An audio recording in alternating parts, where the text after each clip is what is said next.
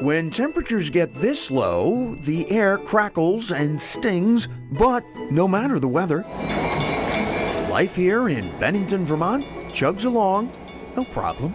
Perched away in Vermont's southwest corner on the border with New York, Bennington has long been a bit off the beaten path for a lot of New Englanders, but why should New Yorkers have all the fun? With its colleges, culture, good food, and colorful history, it's a thriving community all year round, even on days when it's 8 below. No wind, though. That's a plus. Hard to imagine any place in Vermont that is more historic than Bennington. This neighborhood is lined with large, elegant houses from the late 18th and early 19th centuries. Nattily dressed for a polar vortex, resident Don Miller reveals a point of interest underneath this white carpet.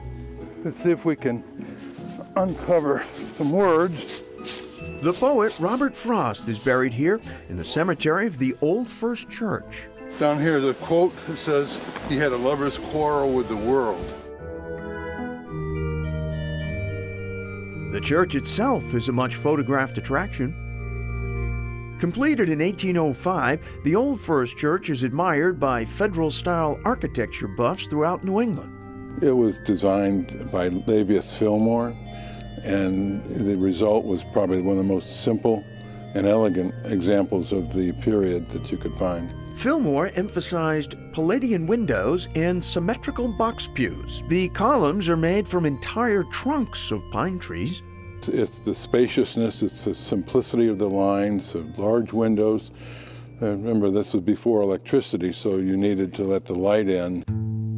Tributes to historic figures are sprinkled throughout town. The largest can be seen for miles, the 306-foot-tall Bennington Battle Monument. It commemorates the Battle of Bennington in 1777, which led to British General John Burgoyne's defeat in Saratoga, New York. The Battle of Bennington is sometimes considered the turning point of the American Revolution. It also ended up being a great morale booster for all the patriots, because they hadn't, before that date, actually beaten a Continental Army on the field of battle. Bennington's also home to Bennington College, renowned for its many arts programs. Students and the town's 15,000 residents enjoy downtown eateries and shops, as well as landmarks, both natural and man-made. You can't visit Bennington, Vermont, without stopping at the Blue Ben. Everybody knows everybody here? Just about. Yeah. Since 1948, this classic railcar diner has been sort of frozen in time, complete with mile-high pie and tabletop jukeboxes. What do you love best about working here? The people. Pat Shepard is the sister of Sonny Monroe, who co-owned the Blue Ben until he passed away at the end of 2019. 36 years. I worked with my dad in North Bennington, and the mill closed down. I come out for lunch one day, and Sonny come out and sat down with me, and he said, "Pat, do you want to work?" I said, "Sonny, I don't even know the menu." And he says, "You can do it, you can do it." How long have you worked here? 22 years. Unreal. Dick Hall is a local cop. How often do you come in? 3-4 times a day. Seriously, 3-4 times a day? Yeah. Oh, yeah. So do you have most of your meals here? I eat quite a bit here. Yeah? Well, I lost my wife, so I'm by myself sorry. now, so I eat out. So this is great. Gives you company, gives you good food. Yep. Open 7 days a week, the menu here is monster-sized. What's the winner in Pat's book if she has Just to choose? for you. So this is the grilled Just smell it first. donut. Just smell it. Mm. This is a first. I've never had a grilled donut. Generally, just a donut by itself is indulgent It's enough. Right? To die for. The question is, how could you eat the whole thing? It's so But you rich. can't put it down. True.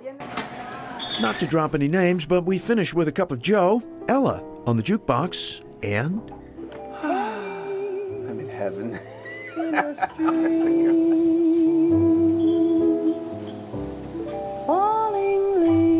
I want that grilled donut. All right, since Ted first visited the Blue Bend Diner in 2019, there has been a big change. The Monroe family decided last summer that after 50 years, it was time to sell. The buyer, a Bennington College alum who told the local press that his plan is to keep the diner the same as it's always been.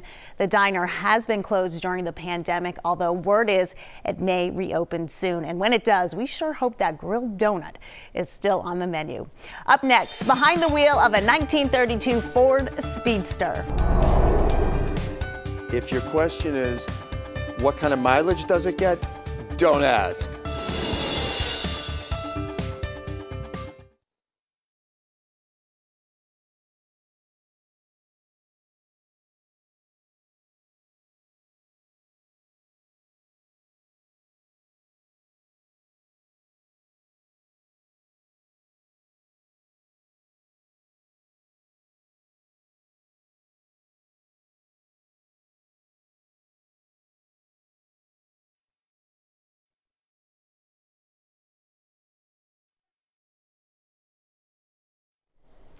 Tiny houses are trendy, but at one unique museum and shop in Bennington, they take on a whole different meaning. But first, off a main road, in an unassuming garage, Ted finds a vintage car lover's dream. Off a main road in Bennington, a gas station that's not much to write home about. Until you enter the garage. God, this is gorgeous. This Model T, this has been all, restored, obviously. 28 immaculate vintage cars hibernate here.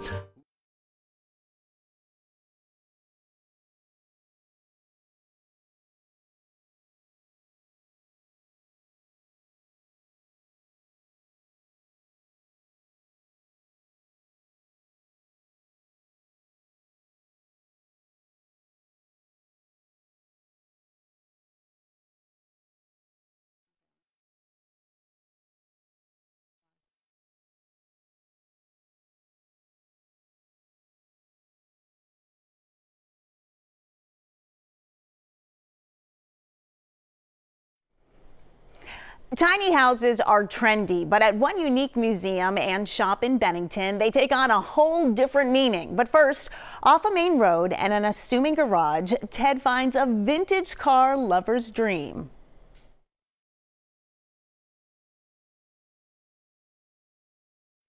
What did I say? Oh.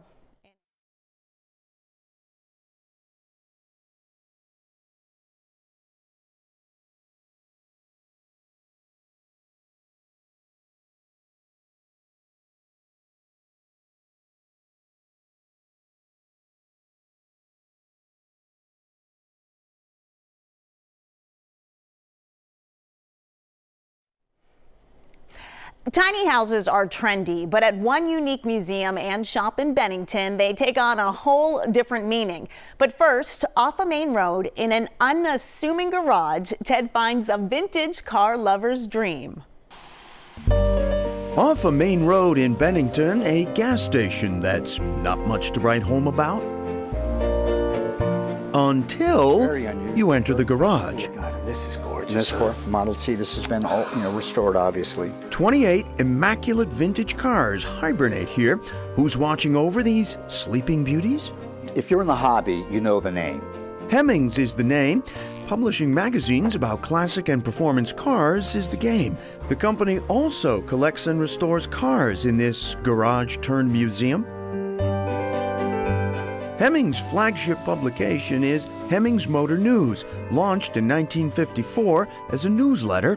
Today, it's a glossy, considered one of the most respected and accessible car magazines around.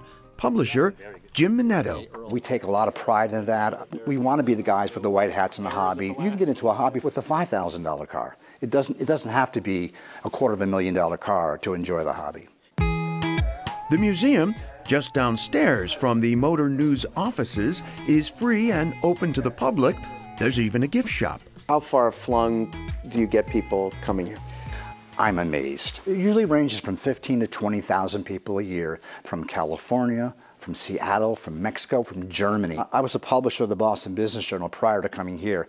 No one ever asked me for my autograph. No one ever asked me to have their picture taken. Such is the fervor of Hemmings Nation, as Minetto likes to call his subscribers. Readers also love seeing these cars on the road in events including the Great Race, a speed distance rally. We've been cross-country. We've been from Ottawa to Mexico City. So, Ted, this is a 1932 Ford Speedster, and it's an open cockpit car, as you can see. May I? Please. So there's no roof. No roof. Not even any vinyl. So when it rains, You get wet.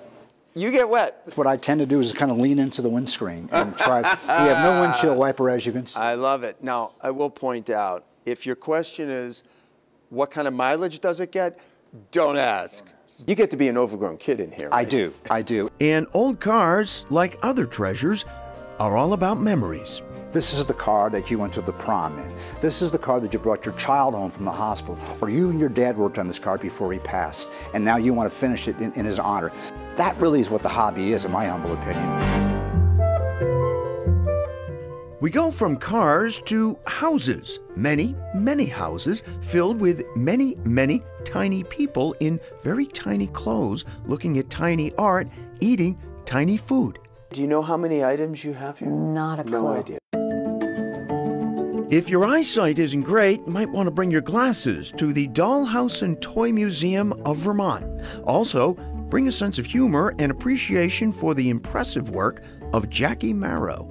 I have always loved miniatures, and I tell people I think it's because I'm a miniature person. You know, I'm very small, but there's something fascinating about something little. A former fashion designer, Marrow owns the museum. She builds and designs the dollhouses herself down to each miniature detail. I have a lot of junk I've collected because everything you look and go, oh, cap of a toothpaste? Oh, that could be a flower pot. So you're always collecting these odd little things. People have been hunting ever since for the missing Vermeer at the Isabella Stewart Gardner Museum, and all along, it's right here. It's right here. It's just shrunk. It's smaller. It's just smaller, but it's here. Yes, absolutely. But it's here. We do sell some of the framed artwork, and someone will say, oh, I just brought your last Mona Lisa. We go, don't worry about it, I have more I can put up as soon as you leave. Marrow doesn't limit herself to dollhouses. Also on display are toys from every imaginable era, most of them donated. And I'm always intrigued when a person comes in and said they still have something from their childhood. They've saved a doll or a teddy bear or a train and they've treasured it. I thought it was going to be a museum for little children. It's not. It's adults that come in and that are so captivated. A lot of them will leave and say, you know, this is sort of magical. And that's what I love. The exhibits at the Dollhouse Museum are always changing. At the moment, Jackie is featuring an exhibit on the 19th Amendment, establishing the right of women to vote. The museum is only open on weekend afternoons, but call ahead, and Jackie says chances are you can make arrangements to come and visit. And back to Hemmings Motor News. The publications are still thriving, but the car museum and shop have temporarily closed due to the pandemic. Next, the Vermont woods hold many secrets.